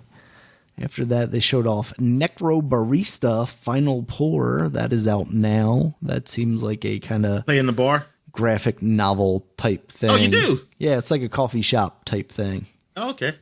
Yeah. Kind of anime, you know, one of those kind of... Wait a minute, but it looks like can you create a game or something in here? Because like the way they were moving the dialogue in this one point, it has a studio mode. Oh, I did not know that. That seems cool. Like you can kind of change the stories around and whatnot. I guess. All right. That seems neat. Seems like a neat twist on that kind of game, you know, to do something different there. Because a lot of those games are kind of very linear, and you're like, just following the story. And if the story's not great, then you're like, kind of check out a little bit. But it seems Soda screen back there. It's always funny when you can hear it, because like sometimes I'll hear it and it doesn't pick up. All right, after that, we got Garden Story. This is a game that I'm glad is now out on the Switch, because I had looked at it previously when it came out, I think, on PC. It basically looks like it's a Zelda game, but you're like an eggplant or a plum or something like that, and you're kind of going through trying to save the garden. That seems pretty cool. Boyfriend Dungeon, you already mentioned it earlier. That's out now. Yeah. Also on the Switch, also PC Game Pass, like you said. Axiom Verge 2, I mentioned that earlier. A lot of beautiful men. Oh, yes. Go ahead. Absolutely. Also in Axiom Verge, a lot of beautiful men. All right. After that, another one. You play as a woman, though, right? Yes, you do. Yeah. I can't tell because she's wearing pants. I can't tell because it's a very small pixel art character. I really didn't know it was a woman until I started playing it and they, referred to her as a woman. And I was like, oh, okay, cool.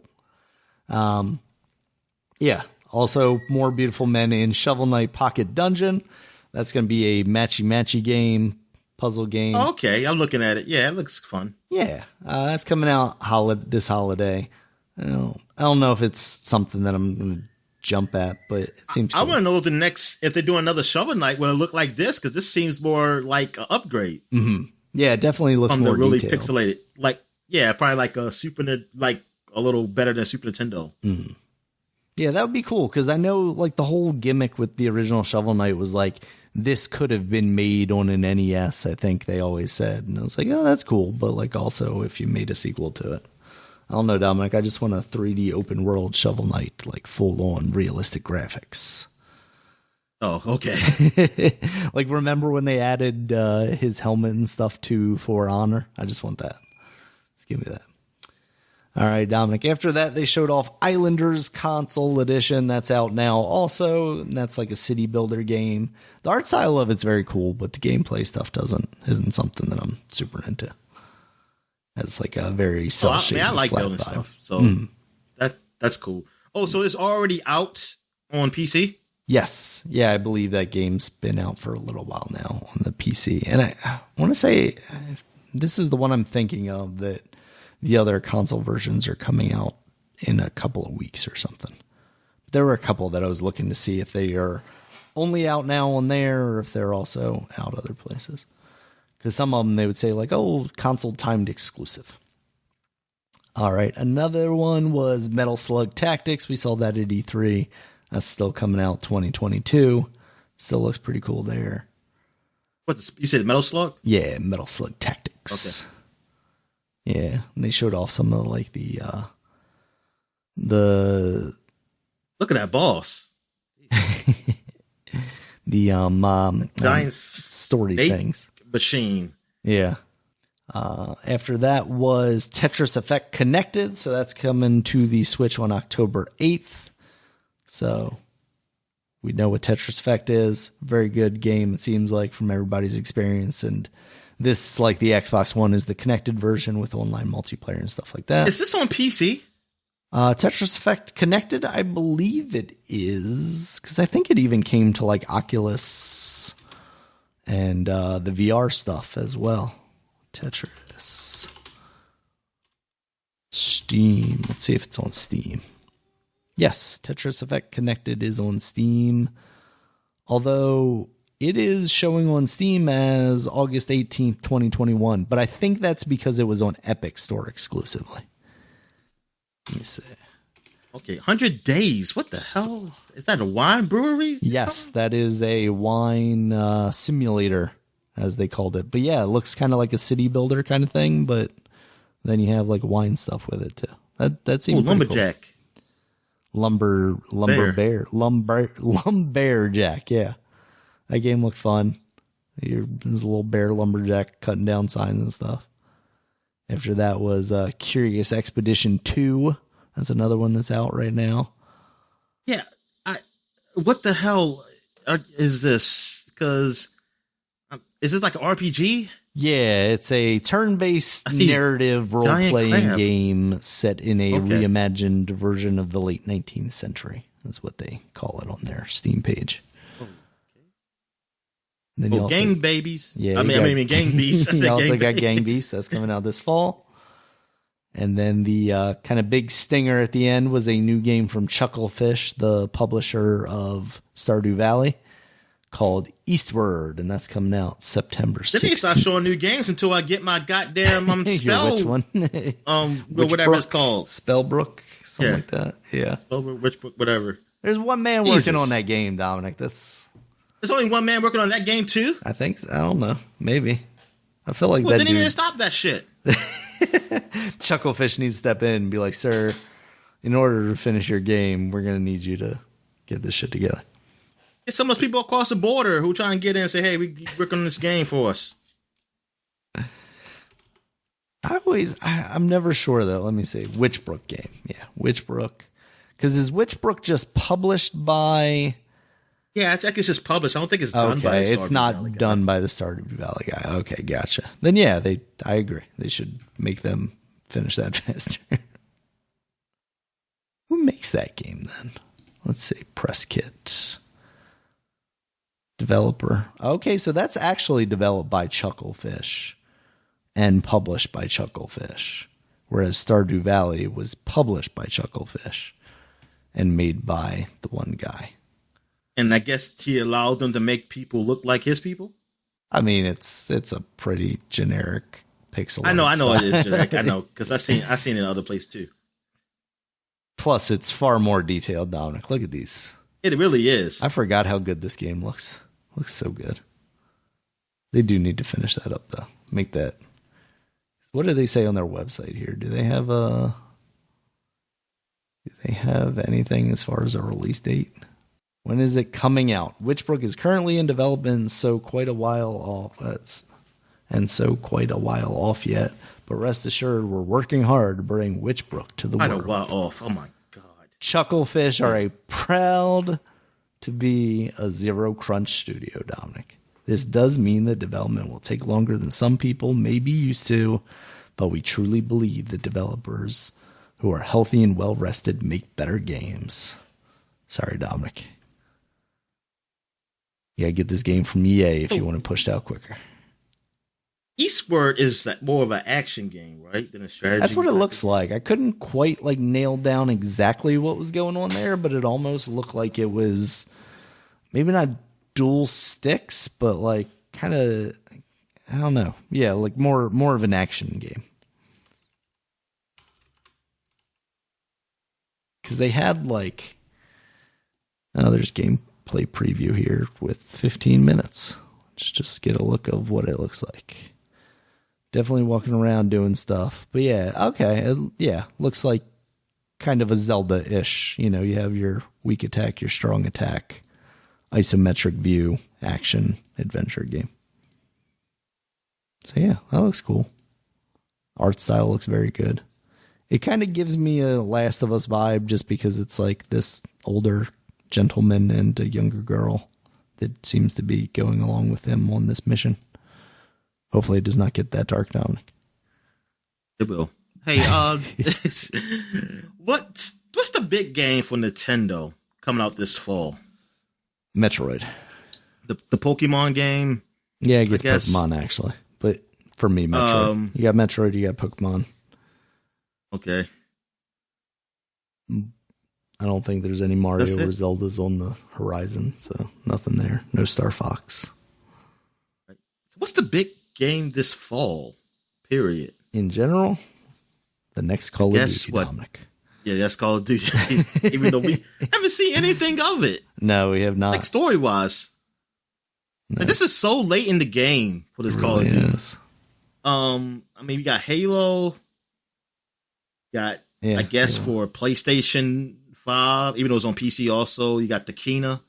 The Willow and the Wisp. Yeah, as long as Horizon ends up. What is the subtitle for that game? Bridge of Spirits, I think it is. Yeah. I'm thinking of a big game.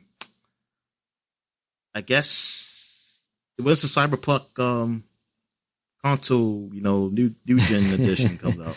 Good question, Dominic. It's gotta be sometime this year. I would speculate maybe November-ish. Hold up. Did the Marvel new gen one come out yet? Yeah. I think you can play the Marvel Avengers. I think that's been out for a while now. Because I remember they were having all that trouble with the PlayStation version where the Xbox it was easy, but the PlayStation version you had to do all sorts of dumb bullshit to install the game. Yeah. The PS4 version. What's Spider-Man? What's Spider-Man coming out? I just saw them comment on that, and I think it was basically we don't have details right now, but we'll have details soon because we still expect to release it this year. 2 days ago. You said 2 days ago, still coming. Mm-hmm. Is that from comicbook.com or something like that? That's going to be what was it called? Agent from Rockstar or whatever it's called? Yes, Sony exclusive. That is ridiculous. Agent. It's going to be more than a year later. People have gotten that game and stopped playing that game. and have not got the Spider-Man. Yeah, that's. I don't know, Dominic. Well, they can't, right? Because they advertise it as an exclusive. It almost feels like anybody that's still playing that game should get Spider-Man if they ever release Spider-Man. It's like, yo, we playing your shitty ass game. We kept it alive long enough for you to release Spider-Man on PlayStation, because could you imagine if they had promised that and then like the game died so much that no one was playing it? They were just like, oh, we're going to give up on the game. And then didn't release Spider-Man at all. Like, I feel like there would be a class action lawsuit for that.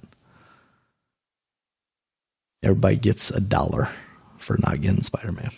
All right, Dominic. So that was Nintendo's output for this week. Microsoft also had like an ID at Xbox thing that they showed off quite a few games at. One of the ones that stuck out to me and is out now, though, is Sam & Max Save the World Remastered. I totally forgot that was a thing. To. Yeah. I mean, it already came out on PC. Oh, did it? Okay. Yeah. I thought I had remembered that, but I didn't remember if I was confusing that with the VR one. Yeah, because I looked it up. I was like, oh. Then I looked it up and I saw it on Steam. I was like, is it coming on Steam? I said, oh, it's been out. I said, Jesus. Did not realize it'd been out. Yeah. So. There was that. We got some more news from the... Hold on. Oh, sorry. Before you get to that, sure, because I'm still talking about the idea of Xbox. Okay. When is that game where you're the paper mache kind of looking game? Because I've seen that on idea Xbox paper mache trailer. I'm trying to remember what it's called. You thinking that's not the dice one, right? Like hand drawn and stuff. Oh, you look like you're looking through a kid's coloring book or something. Oh, or drawn is that like the RPG notebook. Oh shit. I might still have the article open where I had everything. Is it RPG Time, The Legend of Right? I don't know the title. Because this damn video, am I supposed to be seeing people talking? For the ID at Xbox thing? There was, yeah. Yeah. Oh, man. Yeah, that was like a 3-hour show like they did. Yeah, it was a whole thing. I'm trying to see if it has a date on it here. Does not just on Google here. Release date. It's just saying 2021 right now. But I think this is the one you're talking about because it looks like it's hand-drawn stuff like on notebook paper, but then around the border it's got... Somebody did it. Stuff. Like, they put it just the videos. Oh, okay. Thank you. Got the game called Inked A Tale of Love, which is interesting. That does look good. Although it's weird because it looks like it should be an action game because the guy's a little samurai guy and he's got a sword on his side, but then it looks like it's going to be more like a puzzle thing. A puzzle, yeah. Which I'm okay with. Because it does look good. So here's the thing that bothers me about that game is it's got all this beautiful like hand-drawn stuff. And then every once in a while the hand pops up with a pen or a pencil to do something. And the hand just looks like the weirdest little cartoon hand. It just does not fit in the game at all.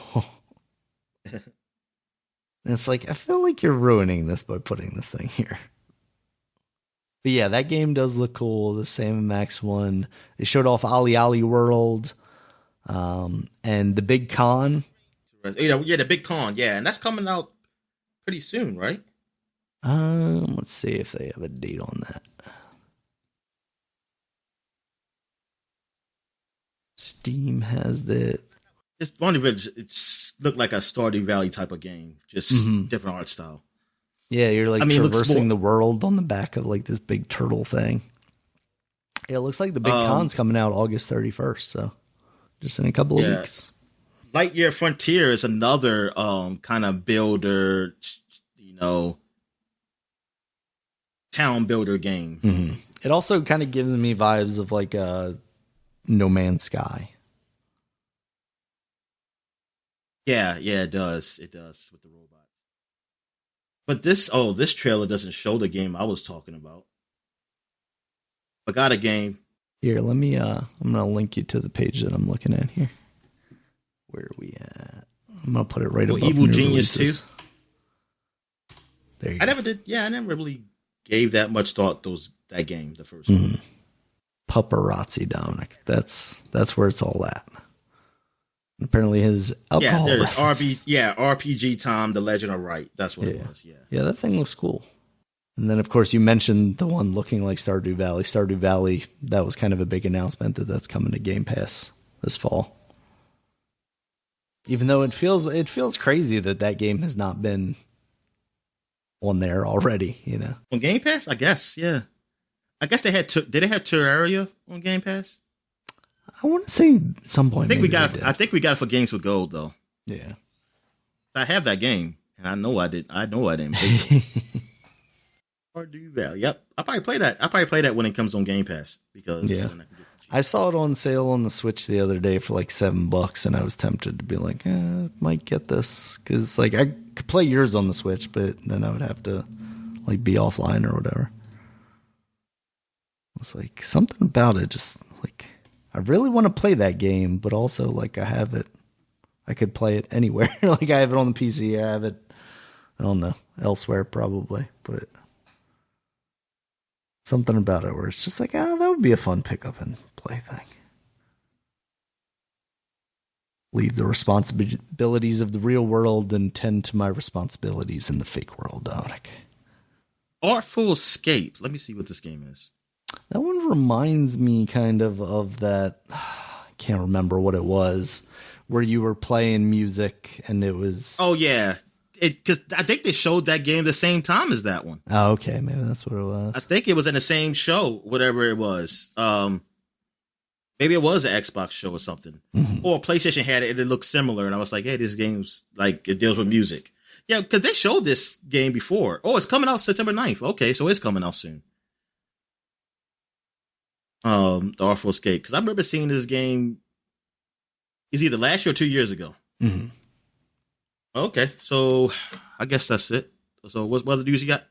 All right, Dominic. So the Diablo 4 game director, Luis Barriga, is no longer with Blizzard as part of the whole recent events, I guess we should say, the lawsuit and whatnot from the state of California, or the whatever investigation. So yeah, Diablo 4, that's a rough situation to be in, to lose your game director. Hopefully they have someone in line that they can bring in to take over for that. Also lost two other guys, one of which was Jesse McCree, who apparently was basically like the namesake for the McCree character in Overwatch. And that makes me wonder if people would call for that to be changed, or if Blizzard would, of its own accord, change that character's name. Really? Because I would have known that.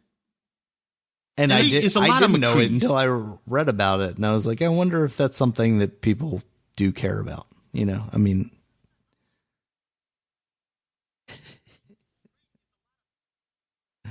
there are probably a lot of McCrees. Yes. And they are Cowboys. All of them. Every single one. So I don't know. Just something that popped in my head. I was like, I wonder if people would. I didn't see anything like already. So I feel like we're already past the point where people would be complaining about it. I think if you're at the point of that, you should be at the point where you're just boycotting the game, period. Right. Like, come on. Yes, but I want both, Dominic. I want to not play it, and I also want them to change the name of the character. Yeah. So, continuing saga of Activision Blizzard. And then on the rumor side here, Dominic, we got some interesting news this week, or rumors this week, I should say, that there is a Grand Theft Auto trilogy remaster in the works. The interesting thing is that it sounds like it's coming to the Switch, which makes me think it's not like a full overhaul in the way that you might think of a remaster. Also, it sounded like this originally started as possibly like a free pack-in for people that buy the PS5 version of Grand Theft Auto 5. And then they kind of went, oh, well, this is going to be a bigger scope than we were expecting. We should just release this on everything and make a ton of money. So I wonder how much better this looks. I could probably be pretty easily convinced to buy a Switch version of this if it's not terribly expensive. You know, it has to be how remastered this is for me, right, to even think about buying it. Yeah. Yeah. I mean, I never spent a lot of time with San Andreas, and Vice City just has like a special place in my heart because I just love driving around that city in my pink convertible. Just feeling the vibe of the 80s, Dominic. That I was. You're just racist. That's why you're in San Andreas. He's like, oh, it's a black guy. I don't know why. Like that one just, I think, came out at a time. I just said the reason, Daniel. I know you said the reason. You're racist. came out at a time where I was extremely racist, Dominic. I just didn't want to play it. Yeah. So I would not mind going back to that. I think I bought it on like Google Play Store at one point, like for Android phones to go back and play it. But as it turns out, playing that game on the phone is kind of a terrible way to play that. So unsurprisingly. So maybe playing it on the Switch would also not be particularly great. I don't know. Rockstar did officially come out and announce that the PS5 version of Grand Theft Auto 5, when it releases later this year, will run at 4K 60 though. So that's exciting for people that what are. What about the Xbox one? Is there an Xbox version of that? Why not? I mean, that's a question I really because have. Sony gave them $20 to make it exclusive. Yeah. I don't know. I That's mean, ridiculous. everything That's the case that I recall of it is, you know, at PlayStation conferences and them talking about it specifically for PlayStation. That's true. So. But you know what? Now, at the PlayStation conference, did they say that it's free? It was free, right? Oh, what did they say? No, multiplayer was free. I was going to say the multiplayer, right? I think, was free. Yeah, and then the game, I'm sure they will charge for. And what they're going to do, Dominic, is they're going to get you to buy it on the PS5, and then in like 6 months to a year, they'll release it on the Xbox, and then all those people that bought it on the PS5 will also buy it there because apparently everyone has to own Grand Theft Auto 5 at least 7 times because that's the only way those sales numbers make any sense whatsoever. And exactly. It's like, who is buying it? I'm like, who doesn't have it at this already point? Own this? No, I lost my digital copy. Gotta go buy another one. Disc only people who also get extremely angry and break their discs, I guess. It's an incredible phenomenon, Dominic.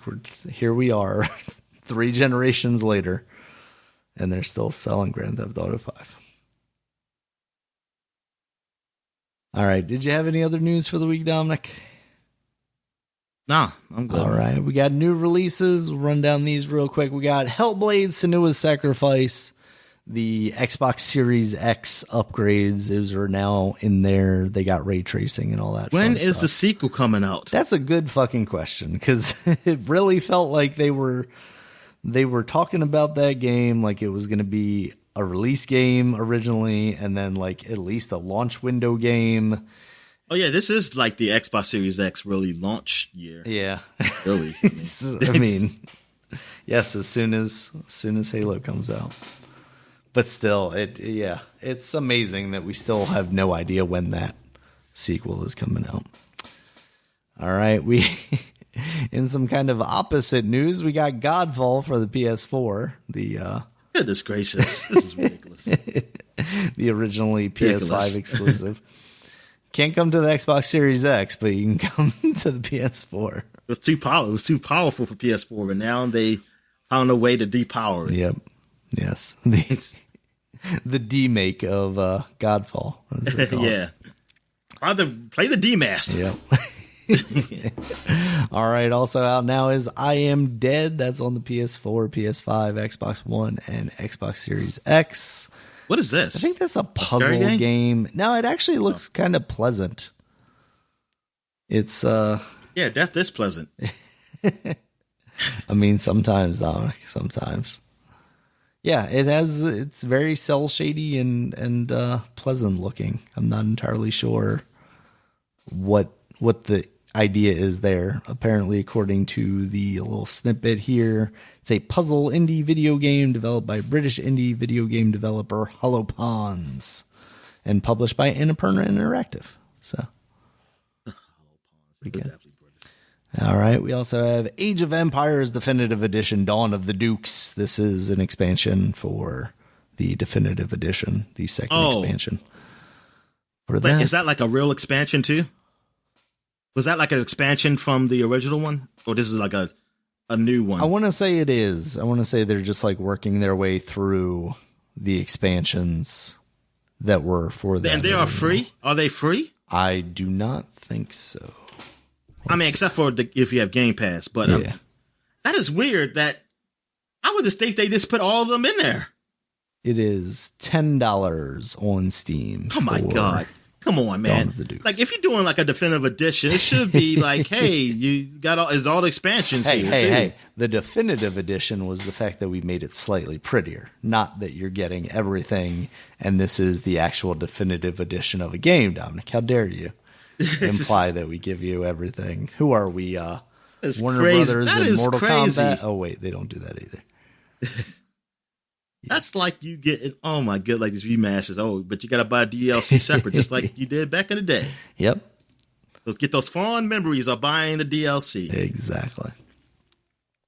All right. We also have a Black Book that's now on PC, Switch, PS4, and Xbox One. Black Book? Card-based. Yeah, it's card-based RPG action game. Looks kind of cute. Seems interesting. Wait a minute. Is this the one on Game Pass? Maybe. Because then I played that game. I forgot to mention it. I forgot what it was called, though. Let's see. Game Pass. Is it coming to Game Pass? No. So apparently not. It was another card game. Well, you know what? It was a card game? I think it was a card game. I'm about to sign in real quick. Yep. Oh, there we go. Now it didn't launch it. Library of Runia. Oh, okay. I'm not familiar with that. It's a Japanese card and board role-playing game. It's Japanese as fuck because I don't understand the story at all. I see anime characters. And the battle system is, I didn't really fully understand it, but I was just trying at least to get into the story. But it's one of those stories like it just starts and like you gotta figure out what's going on because they know what's going on, but you don't. Right. And it's like, oh my God, I said I don't. Yeah, it ain't for me. I know that. And I think I recorded some of this. Yeah, okay. I recorded some of this, but I didn't know what the fuck I was doing. All right, after that, we have Ever Forward. That's now on Switch, PS4, PS5, Xbox One, Xbox Series X. This is an adventure puzzle game. You play as a young woman, and you go through different puzzle environments. I was reading some of the Steam reviews. Sounds like maybe the gameplay itself is a little clunky because you're carrying around like this ball or box thing that you have to use to activate different things while you're platforming, and sometimes you lose it. Visually, it looks kind of neat, though.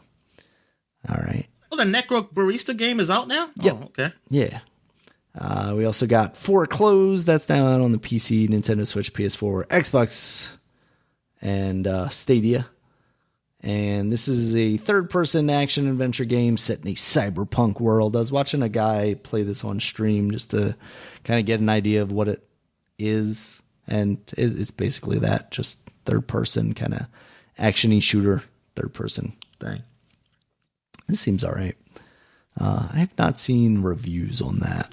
Let me look that up real quick. Metacritic. The Necro Barista Final Pour, like that's just the Switch exclusive, the Final Pour part, right? Yeah, it's like the definitive edition, I guess, basically. I want to know, is that whole dialogue thing exclusive? Is it in the old studio edition? Yeah. Yeah. Yeah, that'd be interesting. We also got Hades releasing this week on PS4, PS5, Xbox One, and Xbox Series X, and also on Game Pass now. So if you have not had a chance to play Hades yet, like myself, try it out on Game Pass. So wait a minute. So I don't get it. So Hades is newly released on what now? Just the Game Pass? On basically all the consoles, because it was on Switch and Epic Store originally. And then it came out on PC. I thought that shit was already out. I thought it was too. And then everything that I found pointed me at it finally hitting consoles. Yeah. So it's crazy to think that wasn't anywhere else besides Epic Store. Well, I think it did come to Steam, like I said, after a little while, but basically only on PC and Switch forever, right? So. Yeah. Oh, okay. Yeah, this Necro game, this guy in the review says, don't buy this game if you expect the game to be non-linear. There are absolutely no choices here. Oh, okay. You expect there's any cafe time management sim gameplay here. No, this is 100% VN game. What is that? Visual novel. That's the word I always try and think of. Instead of graphic novel. Oh, he beat the game in 5.8 hours. Shit. It says, buy if you like reading, you like the visuals. I like reading. You like thematic type of topography, motion graphics. Some people compare it with Persona games. Huh, really? Plus a heartwarming story, deep themes. Oh, so it's more of just a visual novel. I think that's what I find interesting about like Boyfriend Dungeon is that like there's an additional gameplay layer there that there typically isn't in these kind of like visual novel games, right? Yeah. Because like this, you could see like some kind of like barista mini game or something like that where you have to make drinks correctly or something. All right. So yeah, there's that. There's Garden Story. All these are ones that we mentioned already as part of Nintendo stuff. Islanders Console Edition, Slime Rancher, Plortable Edition, Curious Expedition, Axiom Verge 2, and Boyfriend Dungeon. All out now. So yeah, those are your new releases for the week, Dominic. You got anything else? I'm good. All right. Thank you guys as always for listening. You can check us out on Twitter. Dominic is at DStallworth5. I'm at RegulusMB.